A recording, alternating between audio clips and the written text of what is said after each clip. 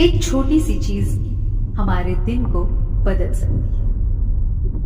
एक स्नोफ्लेक या एक पक्षी की आवाज या उसका एक एक्शन जिंदगी का नजरिया बदल सकता है। कैसे? तो चलिए जानते हैं कैसे। गुड मॉर्निंग बच्चों। आज हम क्लास 10 इंग्लिश की first poem dust of snow के बारे में बात करें, जिसे कंपोज किया गया है the famous American poet Robert Frost के द्वारा। ये एक छोटी सी कविता है, लेकिन इसका संदेश बहुत गहरा है। तो चलिए बच्चों, स्टार्ट करते हैं डस्ट ऑफ स्नो।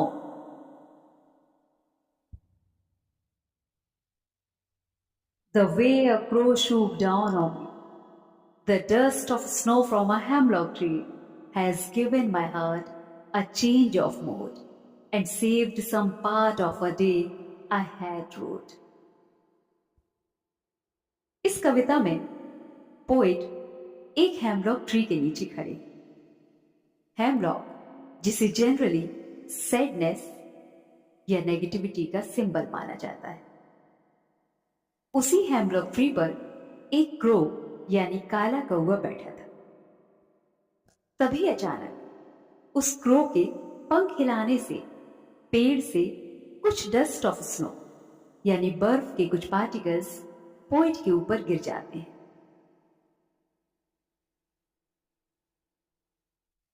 क्रो और हेमलॉक दोनों ही नेगेटिविटी का सिंबल होते हैं। क्रो को अक्सर बैड ओमेन से जोड़ा जाता है और हेमलॉक एक पॉइजनस ट्री है, जैसे कि हमने पहले ही बात की है। हेमलॉक जिसे सैडनेस या नेगेटिविटी का सिंबल माना जाता है,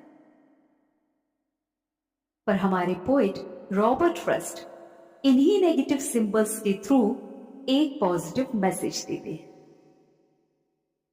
वे कहते हैं कि उस छोटी सी घटना ने उनके मूड को बदल दिया,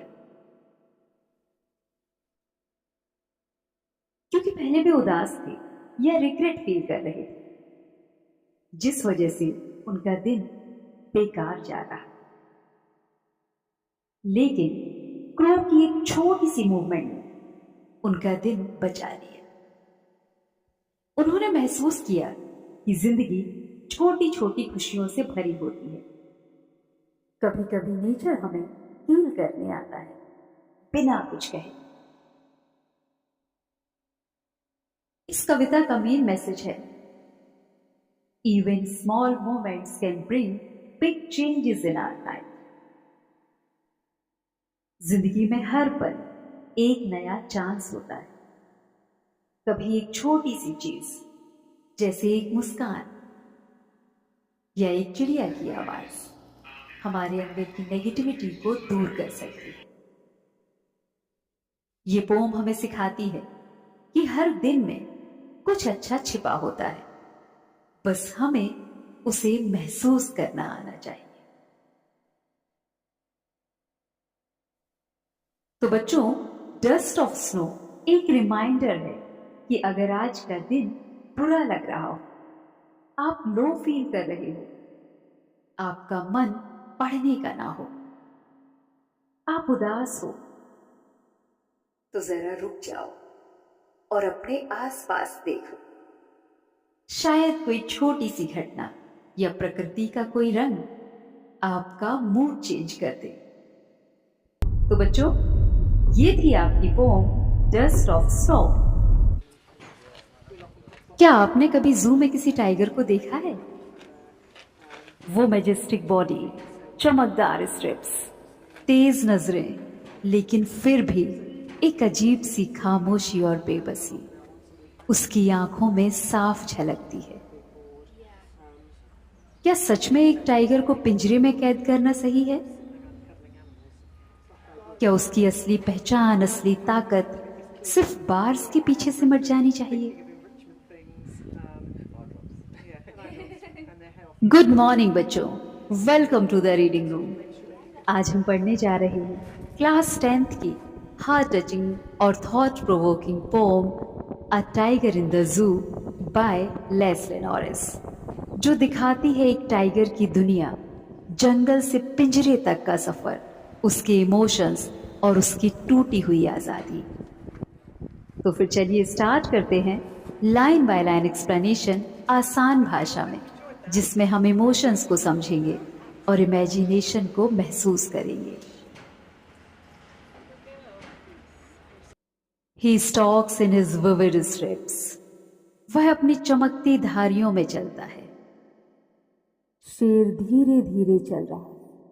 उसकी बॉडी पर जो विविड स्ट्रिप्स हैं वो उसे मैजेस्टिक बनाती है।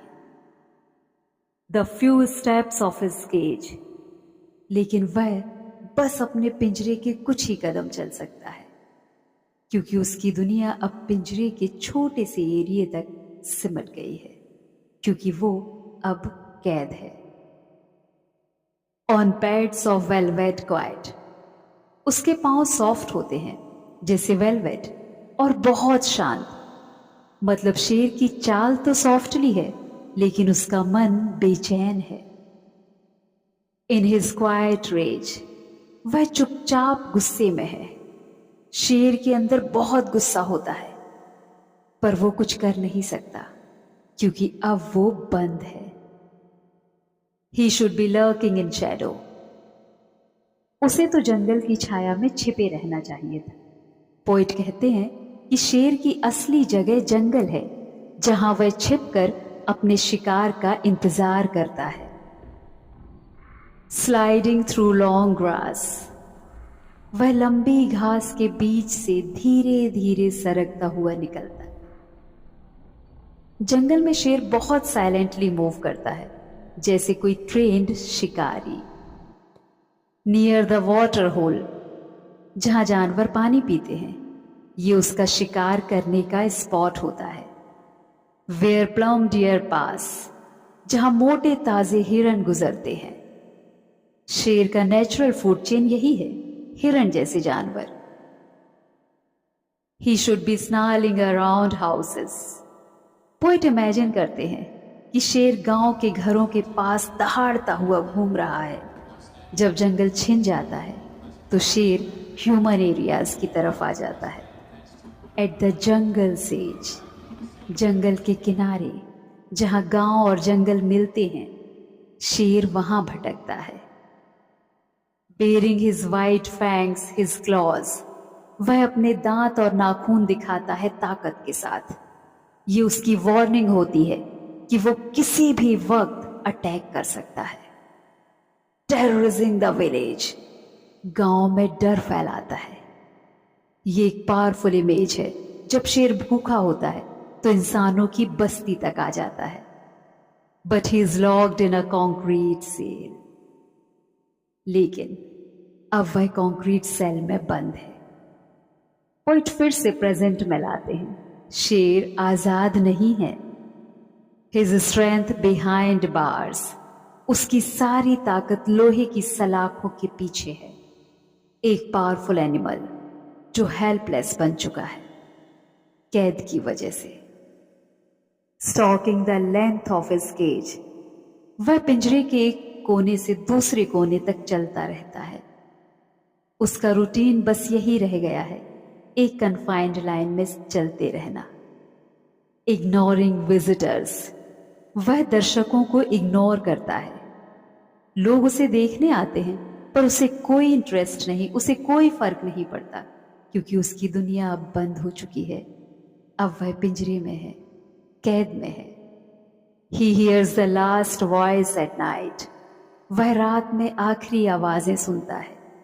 जब दर्शक चले जाते हैं तो शेर बस कुछ आवाजें ही सुन सकता है, जैसे चौकीदार, द पेट्रोलिंग कार्स, जंगल या जू की निगरानी करने वाली गाड़ियां। ये भी उसे उसकी बंद दुनिया की ही याद दिलाती हैं। And stairs with his brilliant eyes, और फिर वो अपनी चमकीली आंखों से घूरता है।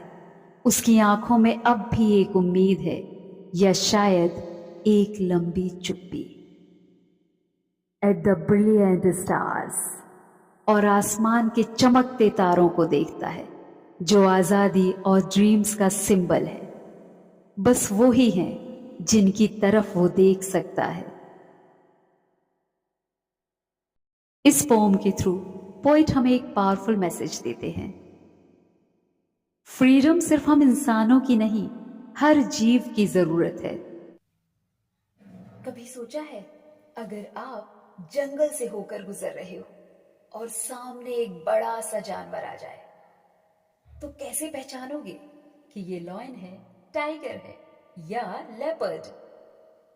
गुड मॉर्निंग बच्चों, welcome back to the reading room. आज हम लेकर आए हैं आप ही की टेक्स्ट बुक की poem how to tell wild animals, जो कि लिखी गई है कैरोलिन वेल्स के द्वारा। इस पोम में पोइट ने एक फनी और स्मार्ट वे बताया है कि कैसे हम वाइल्ड एनिमल्स को पहचान सकते हैं।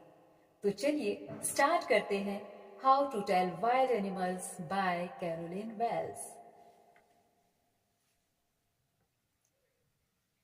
If ever you should go by chance, अगर कभी आप गलती से या अचानक से जंगल में चले जाओ, to jungles in the east, खास तौर पर ईस्टर्न जंगल्स यानी एशिया के जंगलों में। And if there should to you in advance, और अगर कोई बड़ा जानवर आपके सामने आता हुआ दिखाई दे, a large and tawny beast, वो एक बड़ा और टॉनी बीस्ट होगा। टॉनी मतलब ब्राउनिश येलो कलर वाला, यानी भूरे रंग वाला। If he roars at as you are dying, अगर वो इतना जोर से गरज करे कि बस आपको लगे अब तो मैं गया, you will know it is the Asian lion, तो समझ जाना ये एशियन लॉयन ही है। और if some time when roaming round, या फिर अगर आप जंगल में घूम रहे हो, a noble wild beast greets you, और एक शानदार मैजेस्टिक जानवर आपको मिलता है with black stripes on a yellow ground, जिसकी बॉडी येलो कलर की है और उस पर ब्लैक स्ट्रिप्स है। Just notice if he eats you, और अगर वो आपको खा जाए तो बस समझ जाना। This simple rule may help you learn, ये एक सिंपल रूल है पहचानने का, the Bengal tiger to discern, कि वो बंगाल टाइगर था। If strolling for a beast you view, अगर आप स्ट्रोलिंग कर रहे हो यानी चल रहे हो और एक जानवर दिखे, whose hide with spots is peppered, जिसकी स्किन पर स्पॉट्स हों, as soon as he has leapt on you, और अचानक से वो आप पर जंप करे, you will know it is the leopard, तो समझ जाना वो लेपर्ड है। Twill do no good to roar with pain, अगर आप दर्द से चीखो या चिल्लाओ, इसका कोई फायदा नहीं। He'll only leap and leap again, क्योंकि वो आप पर बार बार जंप करेगा। सो बच्चों, लेपर्ड से बचना मुश्किल है। Once he jumps again. If when you are walking around your yard, अगर आप अपने यार्ड में चल रहे हो यानी अपने एरिया में चल रहे हो, you meet a creature there, और वहां आपको एक जानवर मिलता है, who hugs you very very hard, जो आपको बहुत जोर से हक करे, be sure it is a bear, तो समझ जाना वो भालू है।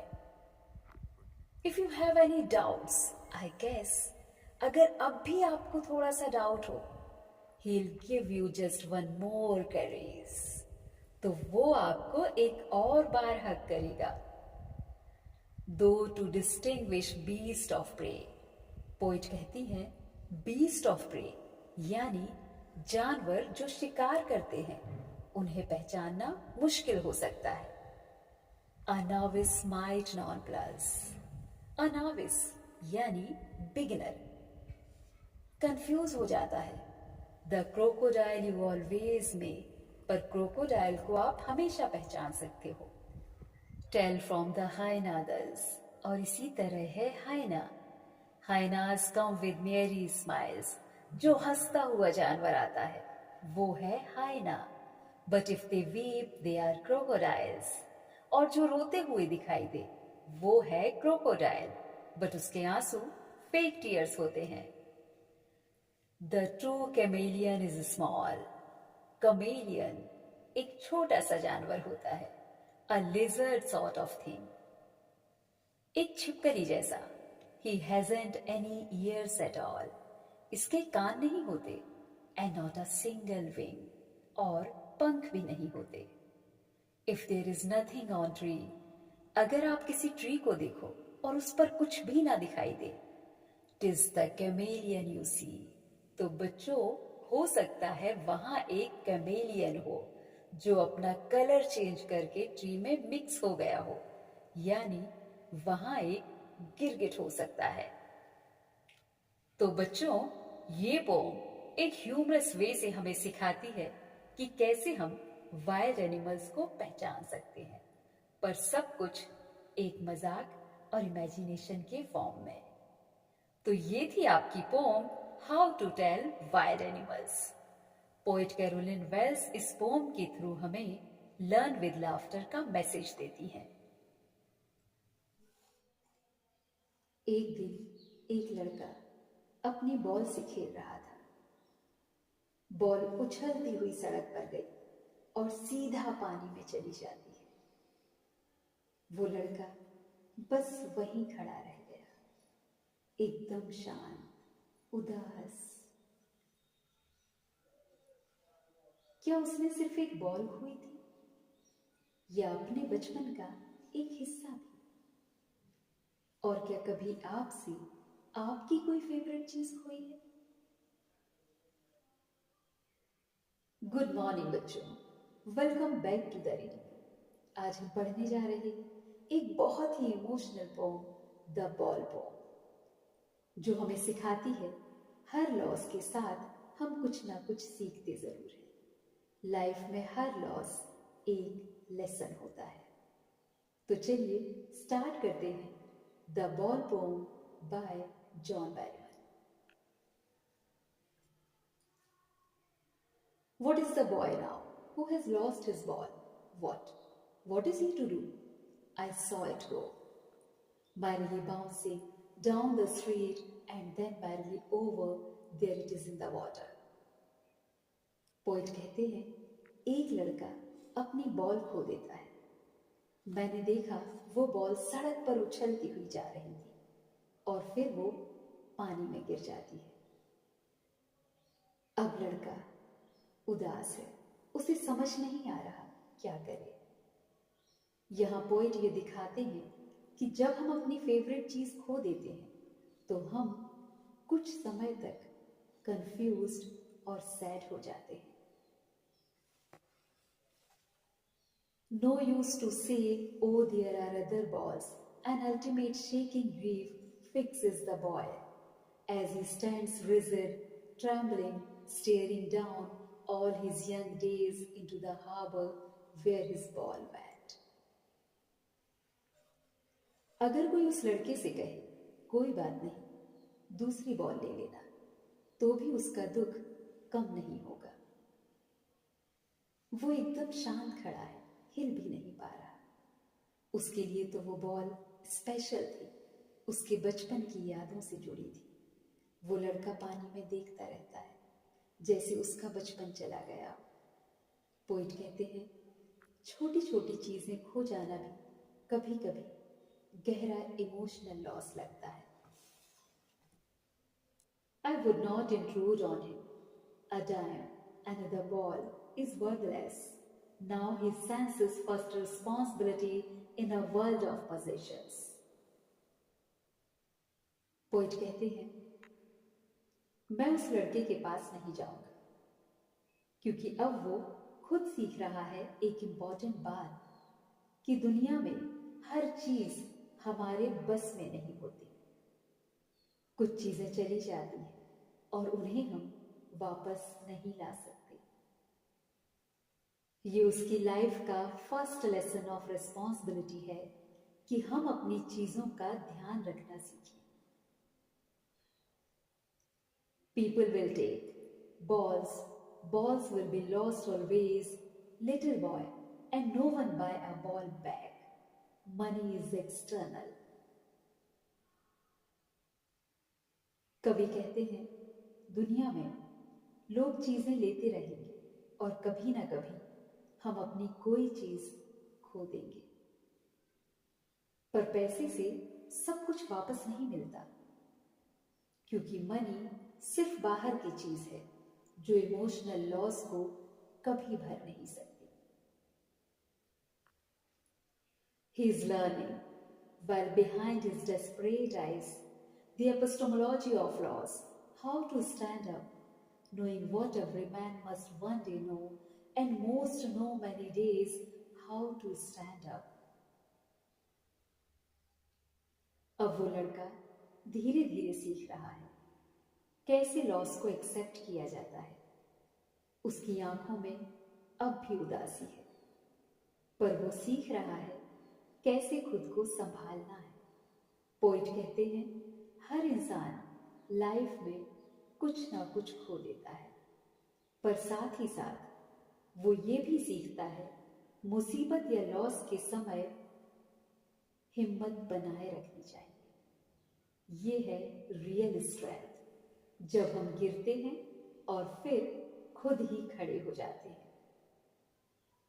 बच्चों, इस पोम में पोइट बॉल के जरिए हमें ये बताते हैं कि हम अपनी गलतियों और खोई हुई चीजों से कुछ ना कुछ सीखते जरूर हैं। लाइफ में हर लॉस एक लेसन होता है, तो जब भी लाइफ में कुछ लॉस हो, उदास होने के बजाय सीखना और आगे बढ़ना, क्योंकि वही हमें स्ट्रॉन्ग और मैच्योर बनाता है। तो ये थी आपकी द बॉल पोम और उसकी एक्सप्लेनेशन। बच्चों, क्या कोई आपको बार बार टोकता रहता है? सीधे बैठो, ये मत करो, वो मत करो, होमवर्क कंप्लीट करो, रूम साफ करो। इरिटेटिंग लगता है ना? बिल्कुल आप ही के जैसा फील कर रही है एक लड़की। पर कौन है वो लड़की? गुड मॉर्निंग बच्चों, welcome back to the reading room.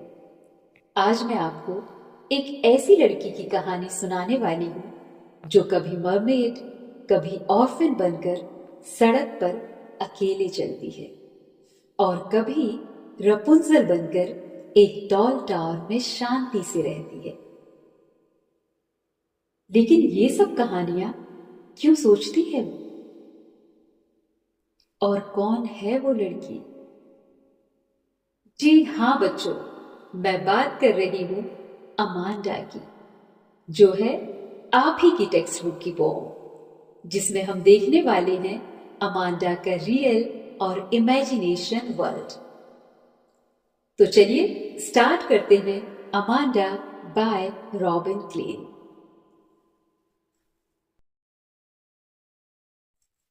Don't bite your nails, Amanda. Don't hunch your shoulders, Amanda. Stop that slouching and sit up straight, Amanda.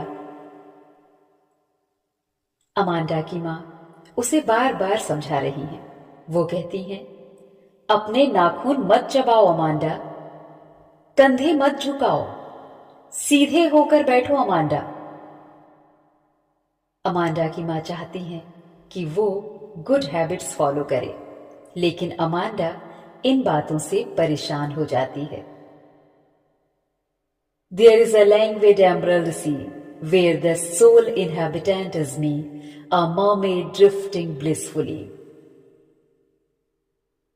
अब अमांडा अपनी इमेजिनेशन वर्ल्ड की दुनिया में चली जाती है।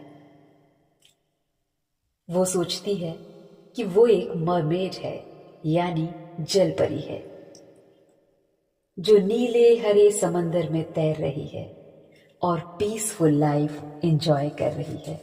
एमरल्ड सी का मतलब है हरा नीला समुद्र और ड्रिफ्टिंग ब्लिसफुली का मतलब है खुश होकर रहना। Did you finish your homework, Amanda? Did you tidy your room, Amanda? I thought I told you to clean your shoes, Amanda. माँ फिर पूछती है, क्या तुमने अपना होमवर्क किया, अमांडा? क्या तुमने अपना रूम साफ किया? मैंने तुम्हें तुम्हारे शूज साफ करने को बोला था। क्या तुमने ये सब किया? माँ चाहती है कि अमांडा रिस्पॉन्सिबल बने। I am an orphan, roaming the street. I patterns of dust with my hushed bare feet. The silence is golden, the freedom is sweet. Amanda खुद को एक ऑर्फन इमेजिन करती है। वह सोच रही है कि वो एक ऑर्फन है, यानी अनाथ है। कोई उससे कुछ नहीं कह रहा। वो गलियों में घूम रही है, अपने बेयर फीट से यानी नंगे पैरों से धूल में पैटर्न्स बना रही है। Don't eat that chocolate, Amanda. Remember your acne, Amanda.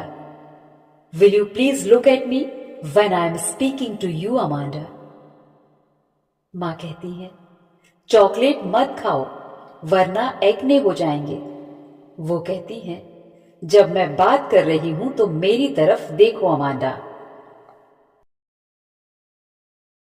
I am Rapunzel. I have not cared. Life in a tower is tranquil and rare. I certainly never let down my bright hair. Amanda अपने imagination में खुद को Rapunzel यानी fairy tale की heroine imagine करती है, जिसकी life में कोई टेंशन नहीं है। वो सोच रही है, टॉल टावर में रहना कितना पीसफुल होता है। ऐसी लाइफ बहुत कम मिलती है। पर वो ये भी कह रही है कि मैं अपने चमकदार बाल कभी नीचे नहीं गिराऊंगी, क्योंकि रपुंजल की कहानी में उसके बहुत लंबे ब्राइट हेयर होते हैं, जिसे वो खिड़की से बाहर लटका देती है। Stop that sulking at once, Amanda. You are always so moody, Amanda. Anyone would think that I nagged at you, Amanda. Poem के लास्ट में माँ फिर से डांट रही है। कहती हैं, ऐसे मुंह मत बनाओ, नाराज मत दिखो। तुम बहुत मूडी हो, अमांडा। लोग देखकर समझेंगे कि मैं तुम्हें हमेशा डांटती रहती हूं। तो बच्चों, ये थी पोम अमांडा। अमांडा सिर्फ एक लड़की का नाम नहीं है, ये हर उस बच्चे की कहानी है जो थोड़ी सी फ्रीडम, थोड़ा सा स्पेस और थोड़ी सी अंडरस्टैंडिंग चाहता है। आज की पोम से हमें एक सिंपल सी बात समझ आती है, बच्चे जब ज्यादा डांटे जाते हैं तो वो अपनी ही दुनिया में चले जाते हैं। तो बच्चों, अब आप मुझे बताओ, अगर आप अमांडा होते तो आप किस दुनिया में जाना पसंद करते? मर्मेड वाली, रपुंजल वाली, या कोई और इमेजिनरी वर्ल्ड में? कमेंट बॉक्स में जरूर बताना। और अगर वीडियो पसंद आए तो वीडियो को लाइक, शेयर और सब्सक्राइब जरूर करना। मिलते हैं नेक्स्ट चैप्टर के साथ। तब तक के लिए happy learning and keep growing.